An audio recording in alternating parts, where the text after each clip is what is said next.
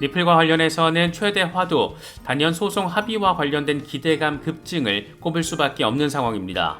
가장 직접적으로 합의와 관련한 부분을 강조하고 있는 인물은 미국의 변호사 프레드 리스폴리인데, 이 양반은 리플은 SEC와 소송 합의 금액을 논의하고 있을 것으로 추측된다, 이렇게 진단을 하면서 합의 가능성에 무게를 실었습니다.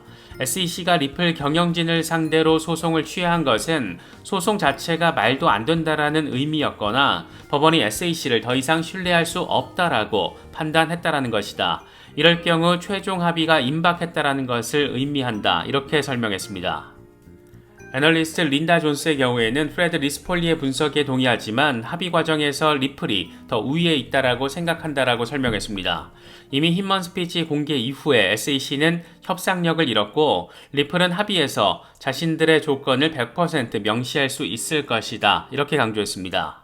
여기서 리플이 원하는 조건은 약식재판 판결에 근거한 내용들일 가능성이 높고, 이렇게 되면 초기 기관 판매 XRP 물량 7억 달러 규모에 대해서 벌금을 때리려는 SEC의 의도에 동의를 해주고, 대신 2차 시장 판매 물량은 증권이 아니다, 투자 계약이 아니다, 이런 걸 합의서에 명시할 가능성 생각해 볼 수가 있습니다. 이를 통해서 리플은 소송 리스크 개나 져버리고 자신들의 비전에 온전히 집중할 수 있게 되고, XRP 홀더들은 소송 리스크로 억눌렸던 시세 분출 상황을 바라볼 수 있지 않을까, 그렇게 생각할 수도 있을 것 같습니다. 커뮤니티에서는 연내 합의와 관련한 이야기들도 나오곤 있는데, 일단 SEC가 미팅 일정을 알려달라고 언급한 날짜가 11월 9일이기 때문에 이후 실제 일정이 어떻게 세팅되는지를 보면 합의와 관련한 분위기, 또 타임테이블 등을 생각해 볼 수 있지 않을까 싶습니다. 리플은 이미 소송 이후 상황에 대해서 전략적으로 대비를 하고 있는 모습입니다. 최근 주주 커뮤니케이션을 담당할 시니어 매니저 채용 공고를 내면서 IPO 준비에 나서는 모습이 포착이 됐었는데, 이번에는 법률 책임자 스튜어트 알데로티가 아주 재미있는 멘트를 날렸습니다. 유럽연합이 세계 최초로 제시한 포괄적인 암호화폐 규제 법안 미카 법안에 대해서 리플랩스가 규제를 위한 준비를 하고 있다는 겁니다. 유럽에서 규제 준수받고 이미 영국이랑은 사이가 또 좋고, 여기에 싱가포르, 두바이, 브라질 말할 것도 없고, 지금 리플랩스는 앞서 언급한 모든 국가들에서 규제 명확성을 갖췄거나 또 갖추려고 하고 있는 그런 상황으로 정리가 가능합니다. 미국 SEC는 연일 모질이 취급을 받고 있는데, 리플이라는 작은 핀테크 스타트업 기업이 이렇게 전폭적으로 나아가고 있는 상황을 보면 이 역시 시대 변화의 한 양상이지 않을까 생각되기도 합니다. 제레미 호건 변호사는 리플 소송은 사실상 끝났다라고 평가를 했습니다. SEC는 일부 소송을 취하했기 때문에 내년에 이와 관련한 재판이 열리지 않을 것이다. 사실관계 파악은 이미 끝났기 때문에 새롭거나 놀라운 내용이 나오진 않을 것이고, 법원은 내년에 최종 판결을 내릴 것이다. 물론 최종 판결이 내려지기 전에 양측은 언제든지 합의를 할 수는 있지만 이건 하나의 가능성일 뿐이다. 그게 아니라면 SEC와 리플 모두 항소를 할 수가 있는데, 통계적으로 항소심에서 SEC가 승소할 확률은 승소했던 것의 확률은 얼마나 될까? 통계적으로 봤을 때 SEC가 승소할 확률 14.2%다. 이렇게 설명을 했습니다. 14.2%라는 숫자가 꽤 직접적으로 느껴지는 것 같기도 하고, 이걸 위해서 이걸 목표로 삼아서 항소심에 나선다라는 것도 그렇게 가능성이 크지 않을 수 있겠다라는 생각을 다시금 갖게 만드는 것 같기도 합니다. XRP 맥시멀리스트 가운데 한 명인 다크 디펜더는 지금 XRP는 0.66달러와 0.52달러 사이에서 움직이고 있다라면서 곧 0.66달러를 보는 것은 놀라운 일이 아닐 것이다. 이렇게 멘트를 날렸습니다. 그러면서 지지라인으로는 0.52달러와 0.46달러, 저항라인으로는 0.66달러, 1.88달러, 5.85달러로 제시를 했습니다. 진짜 놀라운 일이 벌어질 때는 포물선형 랠리가 벌어질 때다, 이런 멘트도 함께 덧붙였습니다. 다시 말해서 포물선형 랠리를 통해서 1.88달러 저항 뚫고 이후에는 5.85달러까지 나아갈 수 있다라는 얘기를 지금 주간 차트를 통해서 이야기하고 있는 겁니다. 묻지마 강세론자 수준인 크립토불의 경우에는 XRP 월간 차트를 기준으로 과거 첫 번째 상승이 이뤄졌을 때 XRP는 0.002달러에서 3.84달러까지 랠리를 펼쳤는데, 이번의 경우에도 동일한 패턴을 따를 경우에 220달러까지 내다볼 수 있을 것이다. 이런 아주 극단적인 또 전폭적인 전망을 제시했습니다. 이렇게 되면 아주 많이 좋겠지만 좀 먼 이야기 같다라는 느낌이 드는 것은 또 어쩔 수 없는 것 같습니다. $220가 될지 $22가 될지 모르겠지만 극단적인 수준으로 XRP 랠리를 벌이게 만들 만한 요인으로는 앞으로 1, 2년 안에 벌어질 일로는 사실상 소송 이슈밖에 없습니다. 지금 단계에서는 과연 리플 소송이 벌금 합의를 통해서 정리가 될 수 있을 것인가, 이 부분이 가장 큰 관전 포인트라고 할 수 있습니다. 앞서 SEC는 브래드 갈링하우스와 크리스 라스넬에 대한 소송을 취하하면서 11월 9일까지 리플의 증권법 위반 사항에 대한 구제책을 함께 논의하고 싶다, 일정을 잡아달라, 이렇게 요청을 했는데, 이건 다시 말해서 초기 기관들을 대상으로 판매된 XRP는 법원도 증권으로 판단을 했고, 이에 따라서 이 부분은 증권법 5조를 위반한 것인 만큼 이에 대한 구제책을 논의해보자, 이건 다시 돌려서 말하면 벌금 합의에 대한 부분으로 해석할 수가 있어서 SEC가 사실상 처음으로 합의와 관련한 의사를 내비친 것으로 해석이 됐습니다. 그리고 나서 지금 현재 스코어, 아날리사 토레스 판사는 SEC와 리플은 11월 9일까지 법원에 브리핑 가능 일정을 제출해야 한다. 만약 피고와 원고가 일정을 합의하지 못하면 담당 판사가 일정을 결정할 것이다, 이렇게 명령을 내린 상태입니다. 결국 11월 9일 전후로 양측이 벌금 합의와 관련한 논의를 진행하기 위해서 미팅 일정을 잡거나 아니면 법원이 날짜를 골라서 명령을 하거나 둘 중에 하나는 이제 벌어지게 돼 있는 그런 상황으로 볼 수가 있습니다. 뭔가 판이 깔린 모양새다 보니까 이렇게 양측이 합의 도출 시도에 나서게 되는 걸까, 이런 기대감을 키우고 있는 건데, 호주의 변호사이자 XRP 홀더인 빌 모건은 조금 조심스러운 전망을 제시했습니다. 아주 간단히 정리를 하면 합의 도출을 위해서 이루어져야 하는 게 있는데, 과연 기관 대상 XRP 판매 물량의 범위를 어떻게 볼 것인가, 이에 대해서 리플 측이 반대 주장을 제시할 수 있다는 게 핵심입니다. 빌 모건은 이제 리플 사건의 구제와 관련된 단계가 본격화될 것이다. 리플은 현재 SEC가 기관 판매라고 주장한 모든 판매가 실제로는 기관 판매가 아니었다라는 점을 주장하고 있다. 다시 말해서 SEC가 기관 판매 거래에 대한 관할권을 가지고 있는지 여부를 따져야 하는데, 대부분 해외 결제를 위한 ODL 고객에 대한 것이기 때문에 이건 논란의 여지가 매우 높다. ODL 고객이 XRP에 투자하지 않고 투자 수익을 기대하지 않았기 때문에 투자 계약이 아닌 것으로 볼 수 있다는 건데, 이건 ODL 거래가 몇 초밖에 걸리지 않는다는 점에서 명백한 사실이다, 이 같은 점을 강조했습니다. 기관 판매 XRP 물량과 관련해서 실제 투자 목적의 XRP와 ODL 이용 목적의 XRP를 구분해서 바라봐야 한다라고 리플 측이 주장할 수 있다는 겁니다.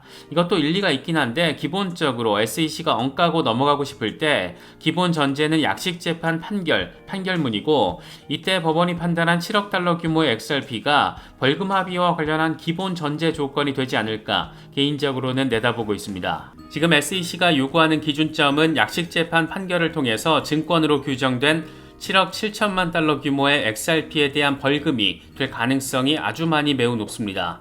쉽게 말하면 증권법 위반에 해당하는 7억 7천만 달러 판매 물량을 벌금으로 토해내라. 다시 말하면 7억 7천만 달러 벌금 내면 합의 의사 있다. 이렇게 정리가 될 수 있습니다. 이게 숫자가 참 간단치가 않은데 7억 7천만 달러가 우리 돈으로 1조 원이 조금 넘는 수준입니다.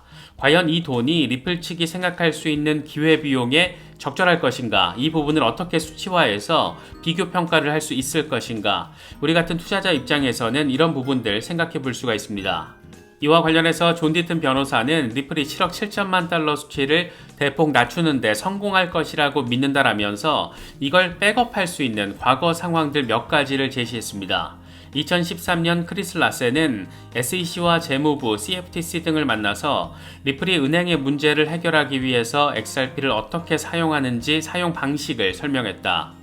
2015년에는 핀센과 법무부가 리플을 가상화폐로 규정했고, 2019년 금융안전감시협의회는 비트코인과 이더리움, 라이트코인, XRP를 가상화폐로 명시했다. 그래서 토레스 판사는 리플에 타격을 줄 거라고 생각하지 않는다, 이렇게 평가했습니다. 정리를 하면 7억 7천만 달러 벌금 합의 시도를 위해서 리플은 많은 노력을 할 것이고, 이게 꽉 나서 합의 종결이 안 될 경우에 내년 2분기 정식 재판으로 가게 되는 건데, 그래도 과거 여러 사례들이 있기 때문에 토레스 판사가 약식 재판 판결 수준에서 뒤집지는 않을 것으로 보인다, 이런 얘기를 지금 하고 있다라고 해석할 수가 있습니다. 그래서 앞으로 가능한 시나리오를 정리하면 두 가지 상황을 생각해 볼 수가 있습니다. 먼저 약식재판 판결을 기준으로 벌금 7억 7천만 달러를 놓고 벌금형 합의 도출을 할 가능성, 합의 도출 시도를 할 가능성, 이게 성공하면 리플 소송은 자연스럽게 종료가 됩니다. 이게 실패할 경우에는 소송 장기화 상황을 고려해야 합니다. 일단 1심 재판이 내년 4월 20일쯤 개시가 되고 배심원 판결 명령까지 내려진 그런 상태입니다. 1심 판결이 나오면 양측 모두 항소할 가능성이 있고 이럴 경우에는 대법원까지 내다봐야 하기 때문에 최대 5년 정도까지 시간이 걸릴 수도 있습니다. 물론 이렇게까지 길게 가지는 않을 거라고 개인적으로는 생각을 하는데 통상적으로 생각할 수 있는 타임 테이블이 그렇다라는 겁니다. 소송이 긍정적으로 정리가 됐을 때 XRP는 당연히 의미 있는 반등세를 보여줄 가능성이 높은데 이와 관련해서 XRP 맥시 가운데 한 명인 에그라 크립토는 XRP의 메가 바운스는 불가피하다라면서 이번에도 전폭적인 숫자를 제시했습니다. 지난 강세장에서 비트코인은 23배 랠리, 이더리움은 58배 랠리를 벌였다. 하지만 XRP는 소송에 휘말리면서 강세 랠리가 중단됐다. 다음 여정을 시작하면 40배 수준의 랠리를 하게 되고 이건 27달러 수준을 의미한다. 2017년 최고점에서 2020년 최저점까지의 피보나치 1618과 완벽하게 일치하는 4000%의 상승이 벌어질 수 있다. 이렇게 전폭적인 숫자를 제시했습니다. 이 정도 수준의 랠리는 다른 거 다 필요 없고 리플 소송이 긍정적으로 마무리가 됐을 때 기대해 볼 수 있는 부분이 아닐까 생각됩니다. 리플의 국경 간 송금 시스템과 거의 비슷한 수준의 완성도와 채택 상황을 보여주고 있는 JP모건이 JPM 코인에 대한 야욕을 이제 슬슬 대놓고 강조하고 있습니다. JPM 코인은 XRP와 거의 똑같은 역할을 하고 있습니다. JP모건의 글로벌 결제 책임자 타키스 게오르가코 플로스는 블룸버그 TV와 인터뷰를 진행했는데 이 양반은 자체 암호화폐 JPM 코인이 처리하는 일일 예금 이체 규모가 10억 달러에 달한다. JP모건은 JPM 코인으로 기업 고객들의 토큰화된 미국 달러, 유로화 예금 이체를 지원하고 있다. 현재 JPM 코인은 대부분 미국 달러 거래를 처리하고 있지만 앞으로 활용처를 더 확대할 계획이다. 리테일 버전의 디지털 예금 토큰 개발도 구상 중이다. 이렇게 설명을 했습니다.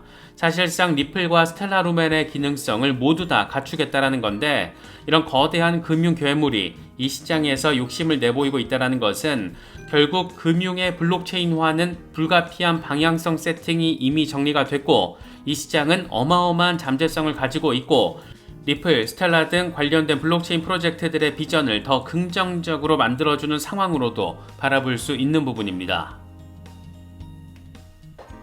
리플이 웹3 금융 플랫폼 업홀드와 파트너십을 체결한 것도 상당히 눈에 띕니다. 리플은 업홀드와의 새로운 파트너십을 통해서 기본 인프라를 강화할 수 있게 됐다. 업홀드가 가진 유동성과 관련한 전문성은 전 세계에서 빠르고 유연한 국경 간 결제를 제공하는 리플의 역량을 더욱더 강화할 것이다. 이렇게 밝혔습니다.